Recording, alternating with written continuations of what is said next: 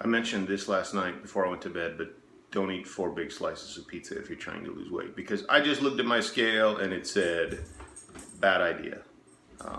In other news, Court got a shower today, so he's all cleaned up, and he's kind of feisty because he's still wet, but pretty good start to a day. I did not run, I must admit. I'm actually sore, and it's so hot, which are both excuses. No excuses. Maybe I'll run later.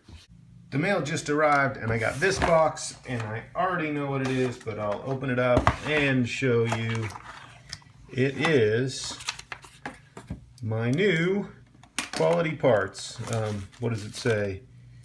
It says, don't open this until you read the instructions. No, what this is it's a new iPhone screen with a camera, complete unit in a box. The only thing I have to replace is the Touch ID screen.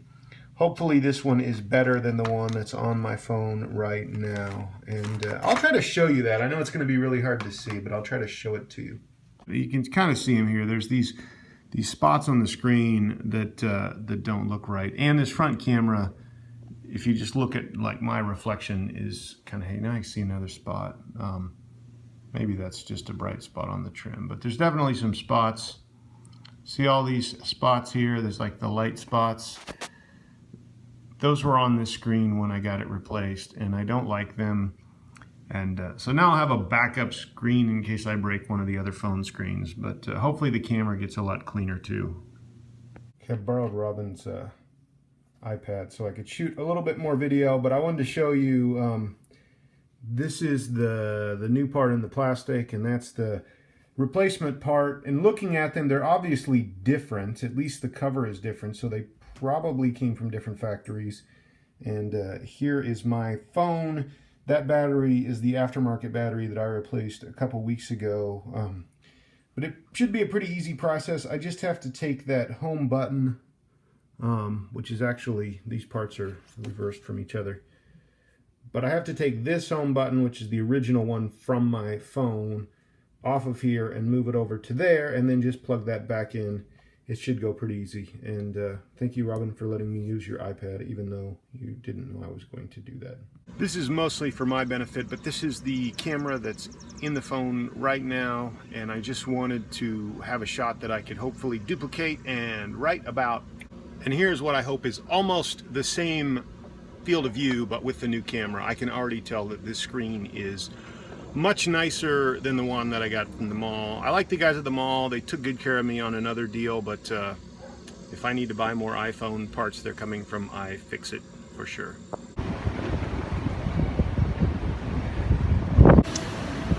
I think I've mentioned this before, but Route 66 goes right through here, and they're having some big festival this weekend in this square to celebrate that. So since I'm down here, I thought I'd check it out. I don't think this officially starts for another 2.5 hours, but one of the TV stations has already showed up, and people are starting to set up, and people are just hanging out here. And I think it's going to rain here pretty hard in the next half hour or hour, so we'll see what that does to all of this. This event is called the birthplace of Route 66 Festival because I think, as I said before, the people that actually drew up the idea for that did it here, and that direction is Chicago, and that direction behind the fountain there is to LA. But now it's all been bypassed by modern interstates, so Interstate 44, which comes through Springfield, is that way about 4 or 5 miles. But people still, they drive this Route 66 to say they've done it. So I'm at the other end of the square. I would call it the Chicago end of the square. It looks like there's some big stage back here behind me, and they've got the road blocked off in this direction a while, and Robin actually works in that building right there. Her office is right behind that window, so she's been telling me all day that it's getting pretty heavily trafficked here. So anyways, tomorrow there's probably going to be 20,000-30,000 people running around here, but right now they're just getting set up, and I don't know if I'll be back or not. There is local TV station number 2 right there. They're interviewing somebody about this event. I'm sure the other ones are around here somewhere. couldn't come all the way to Robin's office without saying hi to Robin. So she came out for just a second, and we're just looking at all of the stuff that's set up right here in pretty much the front yard of her bank. We're just checking this out, talking about whether we're going to try to come back here this weekend. My vote is it's probably too crazy for me, but I'll see what Robin says. So while I was over there talking to Robin, we heard a loud crash. It sounded like it might be a motorcycle starting or something, but I think it was this big rigging rack that fell over, and hopefully nobody got hurt. I don't see anyone down here, but I'm sure that was not part of the plan. These guys are no dummies. You see the cameraman has his camera completely wrapped up, and the reporter is carrying an umbrella.